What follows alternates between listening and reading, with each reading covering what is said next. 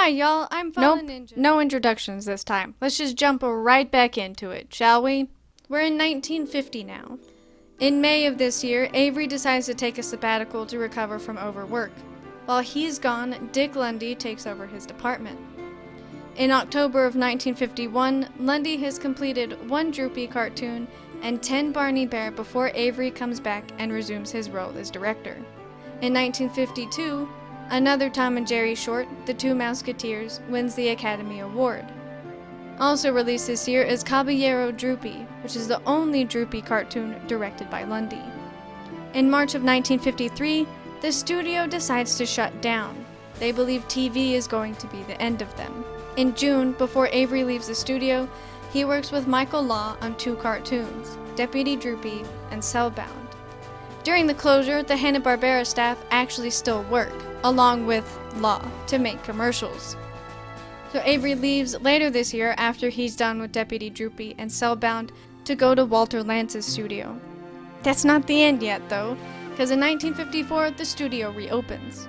MGM starts using CinemaScope, which is a format used for shooting widescreen movies that could be used in theaters using existing equipment plus a lens adapter. It's nearly twice as wide as the Academy format, which was commonly used at the time. They do this in an attempt to get people to continue going to movie theaters. The Tom and Jerry short Pet Peeve is the first of MGM's cartoons to use this technique. In 1955, Quimby retires, and Hanna-Barbera become new heads of the studio. Law directs a sequence for Invitation to the Dance and supervises a new series of CinemaScope Droopy cartoons. While he's normally an animator, we do know from the first part that he does have some director experience. The Tom and Jerry short, That's My Mommy, is the first cartoon produced by Hanna-Barbera. Cellbound is also released this year, which was Avery's last cartoon. Also this year, like I mentioned in the last video, Good Will to Men is released. This is important because it is a Peace on Earth remake, and like the original, it gets an Academy Award nomination.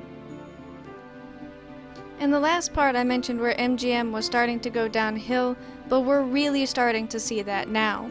From about 1955 to 1957, Tom and Jerry and Droopy were beginning to lose their appeal with critics because of weaker stories and more simplistic animation, which was a direct result of those budget cuts I mentioned earlier. While we're on the topic, somewhere around 1956 or 1957, MGM made another decision that probably led to them closing their doors.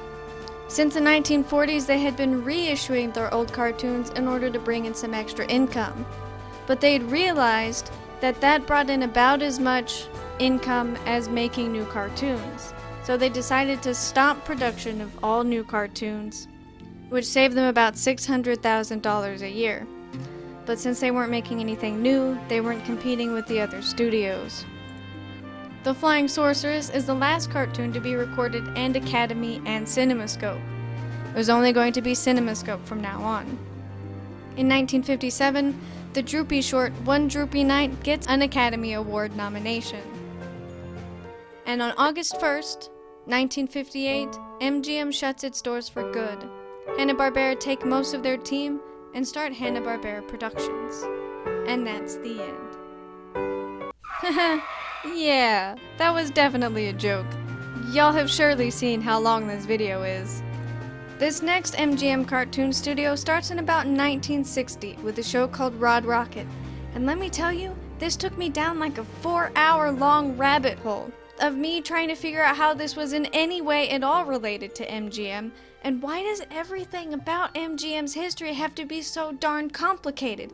Cause listen, it wouldn't be that hard if there was more information about this, but the only information I found, not only was it few and far between, so basically all you need to know is that it's about this time that Paramount buys SIB Productions, which was a Japanese company that had a US base in Chicago. And also, Walter Bean was the producer, I think. Anyway, a little sidetrack, in 1961, MGM outsourced a Tom and Jerry series to Back on Track in 1962. MGM reaches out to SIB Productions in order to make another Tom and Jerry series, Probably because the last one wasn't that good. It's also this year that Chuck Jones is fired from Warner Brothers and hired by BN in order to help. Jones brings the bulk of his crew with him, including Les Goldwyn, Mel Blanc, and Michael Maltese. A little while after Chuck Jones and Goldwyn join, SIB Productions is renamed SIB Tower 12 Productions, supposedly in honor of the building that they worked in. Supposedly. In 1963, they officially signed that contract with MGM in order to start producing Tom and Jerry shorts. In 1964, MGM buys SIB Tower 12, and it becomes MGM Animation Visual Arts. In 1965, they released The Dot and the Line, which is based on a children's book by Norton Juster. It won the Academy Award for Animated Short Films, formerly known as the Academy Award for Short Subjects, cartoons. In 1966, they released the TV special How the Grinch Stole Christmas. In 1967, they released The Bear That Wasn't, based on Frank Tashlin's 1943 children's book. They actually got to collab with him on this, which I think is really cool. The Tom and Jerry short Perchance to Dream is the last one made by MGM. In 1970, they released another TV special based on another Dr. Seuss book, Horton Hears a Who. They also released The Phantom Tollbooth, which is another of Norton Juster's works, and it is the most ambitious project that they had. I also thought this was really interesting, and didn't know exactly where to put this, so I'm putting it here. The Tom and Jerry shorts, Matinee Mouse, which was released in '66, and Shutterbug Cat, which was released in '67, had special director's credits to Hanna-Barbera because they used footage from classic-era Tom and Jerry cartoons as flashbacks, and they used the original character designs. MGM Animation ends up closing later this year, and most of the staff follows Jones to Chuck Jones Productions. MGM decides to get out of the animation industry for good, again. And again, they're totally kidding. In 1993, Paul Sabella and Jonathan Dern create a low-budget studio to produce kids' cartoons culled from MGM's then-growing library and ownership of properties. They start a Pink Panther series that goes on until 96. And originally their first theatrical release was going to be a Betty Boop movie. They actually already even had a scene where Betty Boop dances with her estranged father and all of that. All I could find was that it was canceled. And I want to know why, because that would have been pretty cool, I think. In 1996, they released All Dogs Go to Heaven 2. But what about the first one? I have to ask myself, because I may leave no question unanswered. Well, because you asked so nicely, the first was made by Don Bluth and distributed by MGM, and then they later bought the rights to make the sequel. Also this year, they start an All Dogs Go to Heaven series that goes on until '98.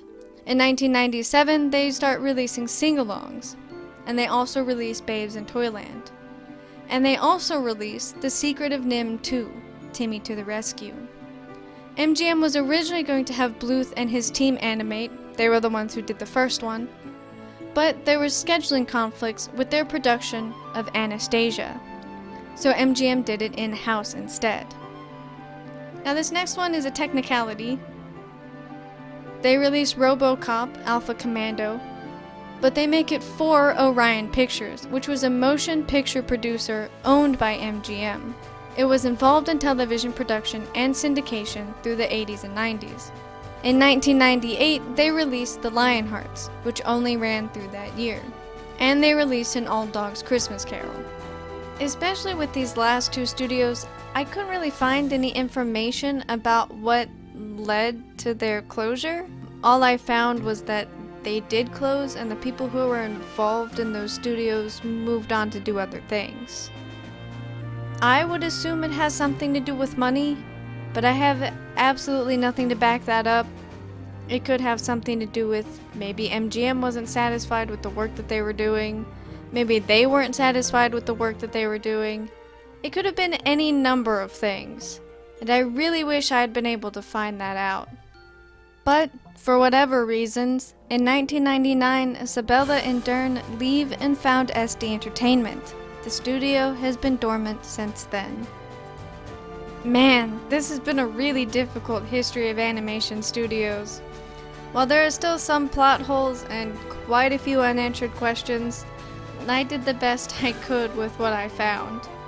So if you know any more about any of the MGM animation studios, or I didn't get something quite right, or there's just something you'd like to add, feel free to put that in the comments below.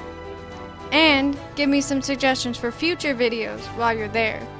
Be sure to tell me what you think of MGM Animation Studios, and I will catch y'all on the flip side.